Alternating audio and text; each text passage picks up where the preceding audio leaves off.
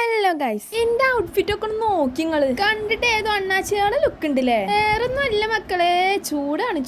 ചൂട് എന്ന് പറഞ്ഞാൽ നരകത്തിൽ നിൽക്കുന്ന അവസ്ഥയാണ്. നമ്മൾ കുളിച്ചിട്ടൊന്നും ഒരു കാര്യമില്ല, അപ്പൊ തന്നെ വിയർക്കാൻ തുടങ്ങും. അതാണ് ഇപ്പൊ ഇവിടുത്തെ അവസ്ഥ. അപ്പൊ പിന്നെ ഓവർ സൈസിലുള്ള ഡ്രസ്സ് ഇട്ടെടുക്കല്ലാതെ വേറൊരു വഴിയില്ല. എന്തൊക്കെ ഇപ്പൊ ഇതിൽ കാട്ടിക്കൂട്ടണാവൂലേ? കണ്ടില്ലേ, ഇതൊക്കെ ഇന്ന് ഇവിടുത്തെ പൊറക്കി വാങ്ങാളാട്ടോ. ഞാനല്ല പൊറക്കിയത്, ഉമ്മച്ചിയാണ്. എന്നാലും നമ്മൾ അതിരാവിലെ നീച്ചിനോണ്ടേ മാങ്ങും നമ്മൾ കാണലില്ല. സംഭവം നമ്മൾ ഈ നാടൻ മാങ്ങ തിന്നാ നല്ല രസാലേ. ആടിയെന്ന് വാങ്ങണേന്റെ തോലും തിന്നാൻ പറ്റൂലല്ലോ. ഇതിനിപ്പോ ആ പ്രശ്നമൊന്നുമില്ല. തോലും നമ്മളെന്താ ആടാണോ? അതേ കരല്ലേ?